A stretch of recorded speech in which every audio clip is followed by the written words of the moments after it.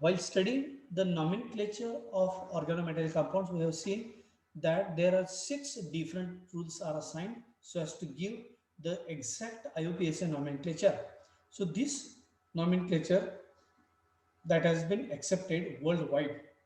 The first rule we have assigned that if organic metallic compound that is formed on account of the S block of the periodic table, all such organometallic compounds can be named as the names of the substituent. So Li4CH34 that can be named, the name of the substituent is methyl, and hence it is named as a tetramethyl. Tetra word stands for 4 methyl groups are there. I would like to show you here and just see here how the organometallic compounds that can be named. This is part that we have already covered, that just now I mentioned this particular part, that if the first rule is that if the organometallic compound that is formed on account of the S involvement of S block element, then the names of the substituent that is given here. Lithium having atom number 3, it is a S block element, first A group element, Li4CH34. Lithium is a metal, methyl groups are from this carbon atom that is linked to this lithium. Hence the words should start with the name of the substituent. Substituent is methyl, 4 methyl groups are there, hence tetramethyl lithium. So this is a first rule.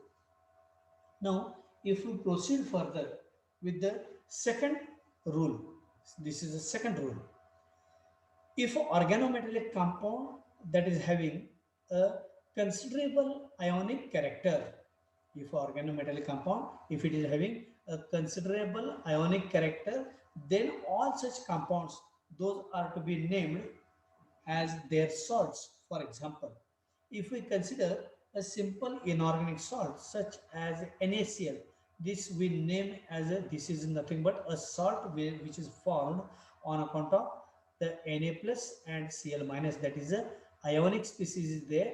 So this is having a ionic character, a positive charge and negative charge, hence it is ionic in character. We name this as a sodium chloride. Similarly, a organometallic compound that is formed on account of it is having, if it is having a ionic character, for example, this is NaC10H8, this is C10H8 is a naphthalide, and sodium is a cationic species, and here it is considered as an anionic species. So this organometallic compound is having a considerable ionic character, hence it should be named as their salt. So sodium naphthalide. So sodium is a positive species and naphthalide, that is the organic species, is a anionic species. So the organometallic compounds having considerable ionic character can be named as their salts. So this is a sodium naphthalide. Second rule. The third rule is that if a organometallic compound that is formed on account of a involvement of p block elements, the block that is present on extreme right hand side of the periodic table, excluding the zero group elements or inert gas elements, all these elements are commonly named as a p block elements. This we know.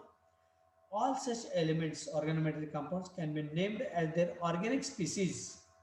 For example, boron, as we know, boron having atom number 5, electronic configuration is 1s2, 2s2 and 2p1.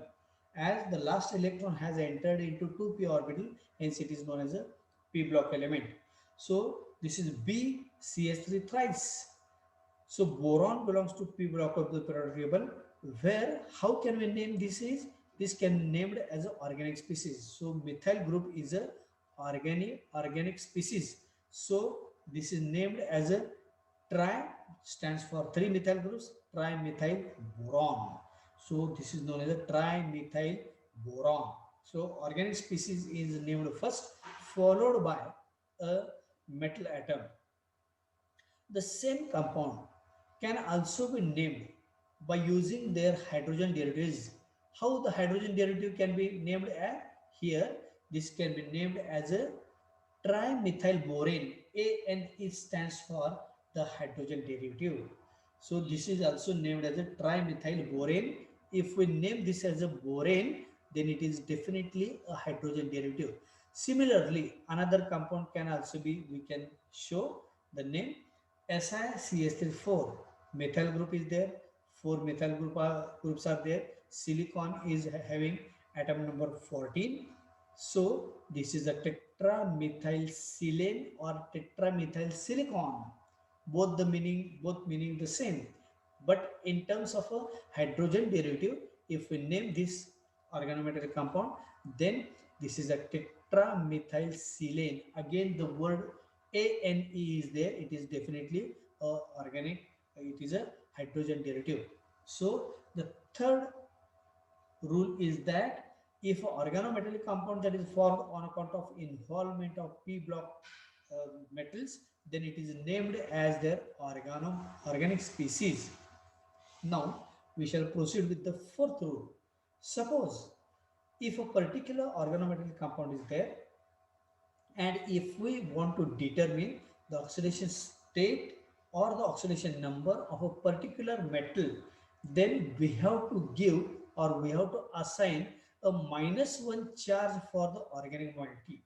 So whatever organic groups are there or organic moiety is there, that organic group should be given a -1 charge. For example, this is again an organometallic compound of mercury with methyl group. Here, organic moiety is a methyl group. For every methyl group, it is a -1. If two methyl groups are there, we have to assign -2 on account of two methyl groups. And to arrive at a zero charge on this organometallic compound, we have to give +2 charge for mercury. So +2 -2 again 0. So here we have determined the oxidation state or the oxidation number of mercury as a +2, because we have assigned -1 charge to organic moiety. Suppose if only one methyl group is there, we have to assign -1. So the total number of organic groups which are present or organic moiety if it is present, then we have to assign for every group or every moiety as a -1 charge. So this is how we can determine the oxidation state or oxidation number of the metal atom. Here oxidation number means we have to write the numeric, that is +2, and oxidation state means we can write this as like this. This is oxidation state, which is always written in terms of a Roman letter 1, 2, 3, and number is always written in the form of a numeric 1, 2, 3, and so on. Now the fourth, certain organometallic compounds, those are also formed between the formation of a bond between the carbon and the metal atom. Here, sometimes due to polymerization, number of units are joined together. So there is a possibility that there may be certain organic groups, they may be acting as a bridge between two metal atoms. Here, this is aluminum is a one metal atom. This is another aluminum atom. Here there is no direct linking between these two aluminum atoms, but they do so through these bridges. So here this these two methyl groups, they form a sort of a bridge between two aluminum atoms. This is nothing but Al2CH6. So this is Al2CH3. These are the 6 methyl groups. So how to name such bridging organometallic compounds? So for if a particular organic group, if it is present as a bridge group, then we have to give a Greek letter mu, and we have to count the number of such bridging groups. Here two bridging groups are there. If two bridging groups are there, we can use the word as a di. So di mu, we have to write di mu. Di stands for two methyl groups, they are acting as a bridge between two aluminum atoms. Di mu, mu later indicates that here these are the two methyl groups, they are acting as a bridge between two aluminum atoms or two metal atoms. So di mu methyl tetramethyl aluminium. Here, in all, 6 methyl groups are there. But amongst 6 methyl groups, there are 2 groups amongst these methyl groups. 2 are bridge and 4 are terminal. So these are 1, 2, 3, and 4. These are the terminal methyl groups which are attached to aluminum, and 2 methyl groups, they are forming the bridge between 2 aluminum atoms. So these are the bridging methyl groups. So we have designated these 6 methyl groups into 2 groups. 2 are bridge and 4 are terminal. So these are bridge methyl groups and these are the 4 terminal groups. So we can designate this bridge compound, organometallic compound, as dimumethyl tetramethyl aluminum. So tetramethyl, that indicates the 4 methyl groups are in different environment than these 2 bridge methyl groups. And the sixth rule that is also given, that if we want to show the attachment of carbon atom with metal, then the letter eta, that is a Greek letter eta, is given. So this is a Greek letter eta, and if we write on the superscript any number, that number indicates the attachment of number of carbon atoms directly to the metal. So to show the attachment of carbon atom with metal, we have to assign this as a eta letter and we have to give the number. For example, here I have given one organometallic compound Fe eta 5 C5 H5. This indicates that all the 5 carbon atoms are linked with iron.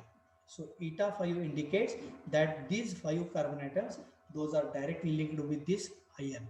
So this is how we have given 6 rules for the organometallic compounds. So first rule, that if a metal atom belongs to S block, then we have to give the name of the substituent. Secondly, we have seen that if organometallic compound, if it is having a considerable ionic character, then we have to assign this name as in terms of a salt.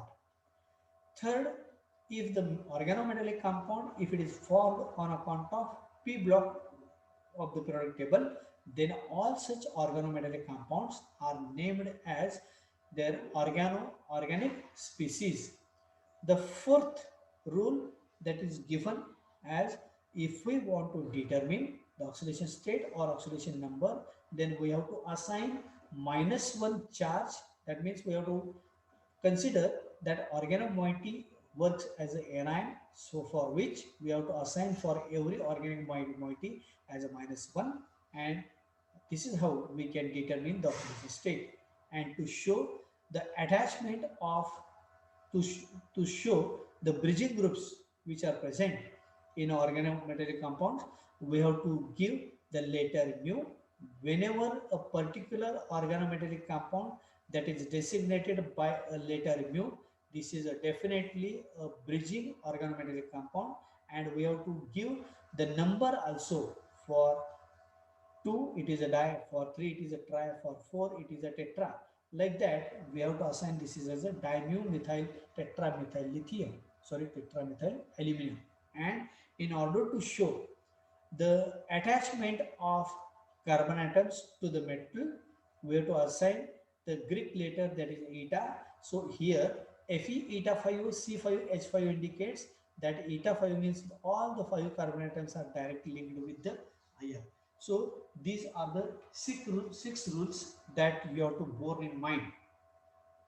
Now, this is also we have studied last time, that the alkyl and aryl compounds of beryllium. Here, this is a simple synthesis of alkyl and aryl compounds of beryllium, which can be synthesized by using a method that is known as a metathesis or transmetallations. These are the 2 important processes by which a methyl beryllium can be synthesized. What is a metathesis? Just here. Metathesis is nothing but it is just mere exchange of halide ions from this compound.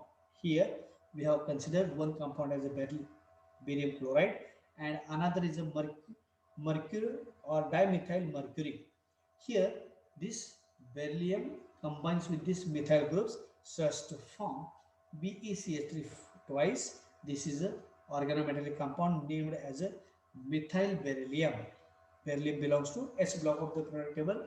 So name of the substituent is given methyl beryllium and remaining part is a HgCl. Similarly, with beryllium chloride, if methyl lithium is there, then the compound formation takes place. Again, beryllium with these methyl groups, they combine to form CH3 twice, Be or BeCH3 twice. This is again methyl beryllium with lithium chloride. So here the exchange of halide ions takes place so as to form an organometallic compound. Hence, it is the reaction is known as a metathesis reaction. One more process is there, synthesis is there, that is known as a transmetallation. Trans means a transfer of metal ion from a particular compound. Here, simply we have to consider beryllium. In the above reaction, we have considered beryllium chloride. Here we are considering only the metal atom. This metal atom, that is beryllium, that combines with methyl group from this methyl mercury so as to form this methyl beryllium. Again, this is a beryllium atom is there. It can form a organometallic compound with phenyl group and it can form diphenyl beryllium. So this is alkyl and aryl beryllium, how they are synthesized. Now I would like to give much more emphasis on the formation of the compound. Now here, how the structure is to be studied. Here the structure of methyl beryllium is considered as a bridge structure. It is considered as the bridge structure. Now here, this is a methyl beryllium or dimethyl beryllium, which can be considered as a 3C2E bond. That means in this case, 3C2E bonds exist. What is the 3 center 2 electron bonds? Just here. I have shown here beryllium having atom number 4, electron configuration 1s2, 2s2 and 2p0. This is a box diagram representation in ground state. In this case, this is a 2s2 and 2p0 which is shown here. Here it is assumed that one of the electron that is unpaired and it is promoted to 2p level. So this is the excited state electronic configuration of beryllium. Now after excitation, these are the 4 orbitals, that is a 2s, 2px, 2py and 2pz. They undergo what is known as sp3 hybridization. Here sp3 means 4 hybrid orbitals are there but only with 2 electrons. Hence this particular organometallic compound can be considered as an electron deficient compound. What is the electron deficient compound?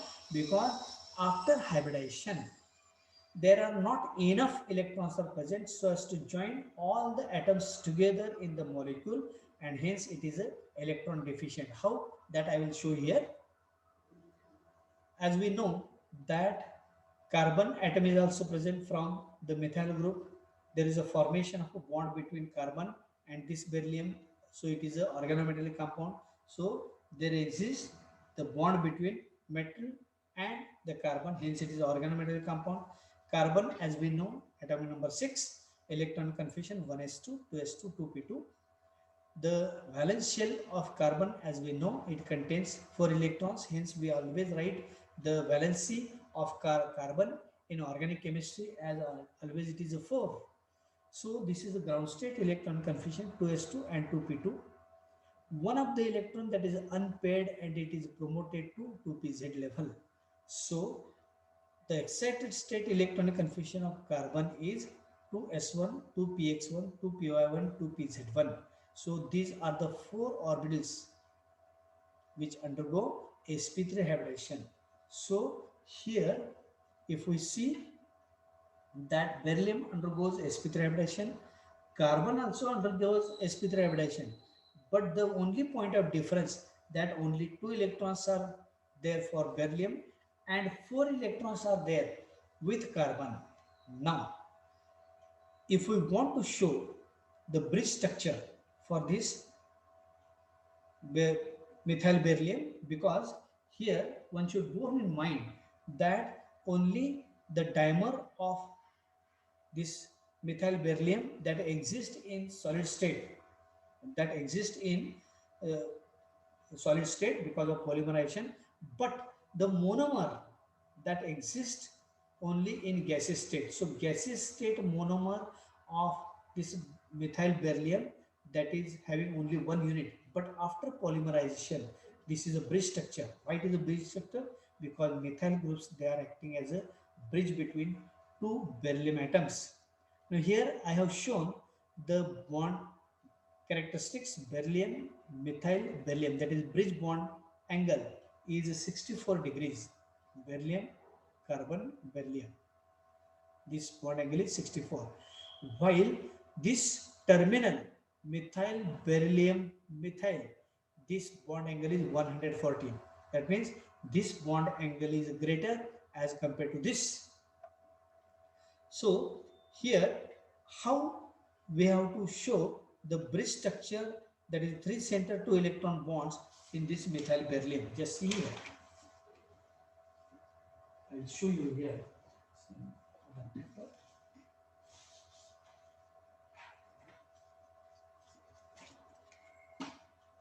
Now, how to explain this structure?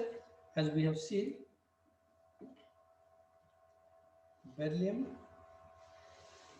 having electronic configuration 2s and this is a 2p, only 2 electrons are there. So this is a sp3 hybridization with only 2 electrons. Carbon, the excited state electronic configuration can be written as like this. Now you have to listen very carefully because I am going to discuss the formation of 3C2E bonds. Now, if I show these are the 4 hybrid orbitals of beryllium, 2s, 2px, 2py, 2pz.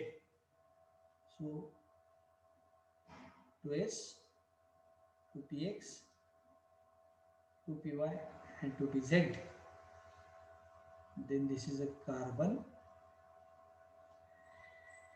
4 hybrid orbitals are there. These are the 4 which I am showing here. First, second, third and fourth orbital is shown here. There is another beryllium atom is also there, which is also having the same hybrid orbitals, 2s, 2px, 2py and 2pz. The methyl groups from which carbon, these are the 4 hybridized orbitals. First of all, I would like to show the 4 electrons of this carbon. Amongst this, I will show these 3 electrons for every carbon. This is first, second, third. This is a 2px, 2py and 2pz. And 2s electron is shown here. So these are the 4 electrons of carbon. Again 2s electron, 2px, 2py and 2pz. Now methyl groups means CH3.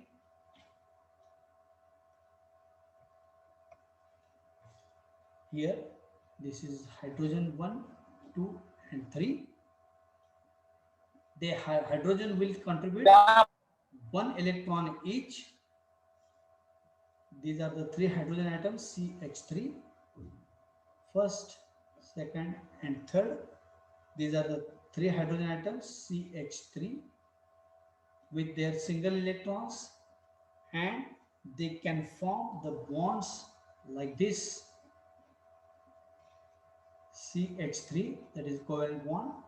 Another 3 bonds which are formed by this carbon CH3.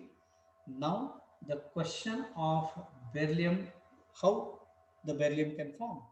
So beryllium, the 2s electron I will show here. This is a 2s electron of first beryllium and this is a 2px electron of beryllium. The remaining two orbitals are empty. They do not contain any electrons. Here they do not contain any electron. Similarly, another beryllium with its 2s electron and 2px electron, no electrons are there. Now here these are the 4 hybrid orbitals of beryllium, that is 4 sp3 hybrid orbitals of beryllium, but only with 2 electrons. The same is true for this beryllium atom also. Now here in the structure we have shown these 2 bonds with beryllium also, and these are the remaining methyl groups which are shown like this. Now here 2 bonds are existing between this carbon and beryllium, this carbon and beryllium. So to form these 2 bonds 4 electrons are required, but here this orbital of beryllium is empty but only 2 electrons are there. So this orbital of carbon and the 2s orbital of carbon and 2s orbital of beryllium, they share a common pair of electron here. So one electron each from beryllium and carbon, they share a common pair of electron, and this electron density is now delocalized over the all the 3 atoms like this. So this electron density spreads over all the 3 atoms. This is the first atom, second atom and 3 atom. So because of spreading of this electron density over all the 3 atoms equally, so 2 atoms, sorry, 2 electrons, they bind all the 3 atoms together. Hence they form a 3 center which are bound by 2 electrons. Which are the 3 centers? Beryllium, carbon, beryllium. They are bound by 2 electrons. Hence it is known as the electron deficient compound. So here, even though I have shown these bonds, the spreading of equal electron density over all the 3 atoms, so only 2 atoms, they can bound all the 3 atoms together in the molecule. So in this bridge compound, no enough electrons are present, and hence this is known as a electron deficient compound. So how can we show the another? Here these 2 electrons are commonly shared here, and these 3 electrons, these 3 atoms are again bound by these 2 electrons. One electron from beryllium, another electron from carbon. No electrons are present with this beryllium. So these 2 electrons, they bind again these 3 atoms. So 3 centers are there and bound by 2 electrons. Hence it is known as a 3C2 2 electron bonds. Sometimes in modern terminology, these bonds, they look like somewhat a banana. So because the spreading of electron density, that takes a shape of a banana. So whenever a banana bond is there, it is definitely an electron deficient compound. So in methyl beryllium, 2 banana bonds exist. This is first and this is the second. So which are the points? Those are to be remembered while writing the explanation for this methyl beryllium. That first is that it is an electron deficient compound. That is, no sufficient electrons are present to bound all the atoms together in the molecule. Secondly, it is insufficient electrons are there. Secondly, this is an electron deficient, that is 3 center 2 electron bonds are there. Third point that is very important, if we consider this beryllium atom, then it is surrounded by first, second, third and fourth. So every beryllium is surrounded by 4 methyl groups, and as the type of hybridization, as the type of hybridization is, as we know, it is sp3 And whenever sp3 hybridization is there, a perfect geometry is a tetrahedral. So we can write that beryllium atom, each beryllium atom is surrounded by 4 methyl atoms tetrahedrally. This word is very important. So same is true for this beryllium atom also. It is surrounded by 1, 2, 3 and the 4. So these are the 4 methyl groups which are surrounded by every beryllium tetrahedrally. And one more point is there, that in the beginning I have told you that the 6 methyl groups are classified into 2 types. The 2 methyl groups which are present on 2 extreme sides of the beryllium, those are known as the terminal methyl groups. So there are 4 terminal methyl groups are there, and the remaining 2 methyl groups are bridge methyl groups. So methyl groups are classified into 2 types, that is 2 methyl groups, they form a bridge between 2 beryllium atoms, and 4 methyl groups which are in different environment are known as a terminal methyl groups. So this is how we have to write the explanation for this particular structure. So the points those are to be remembered, that I have to conclude because it is showing only 2 minutes are left. So in conclusion, you have to remember all these words, because in the beginning, in the first lecture, I have told you that there is a scarcity of technical words while reproducing any particular structure. I am very much confident that you remember or you have understand how a 3-center 2-electron bond bridge bonds are formed in methyl beryllium. But while writing the explanation, you should remember all these points. First point is that in case of methyl beryllium,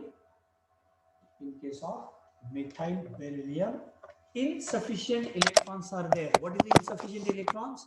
That means there are not enough bonding electrons are available.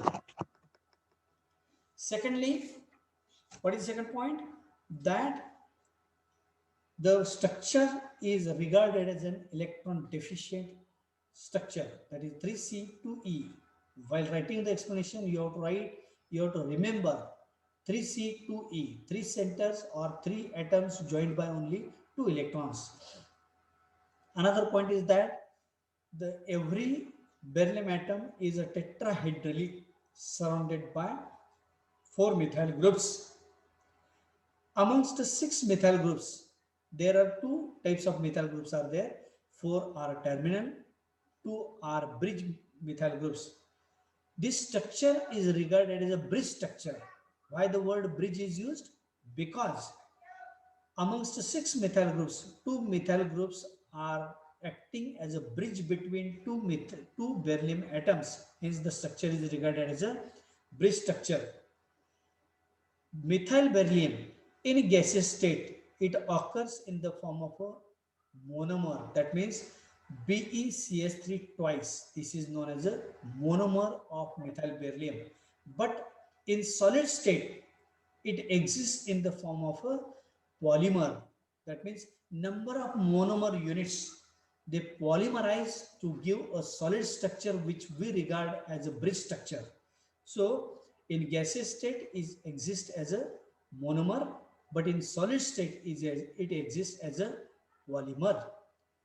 And the point that we have to remember every time, that this structure is a 3C2E bond, that is a formation of a banana bond, which is a characteristic feature of almost all the electron deficient compounds. So only 1 minute is left. Again we are going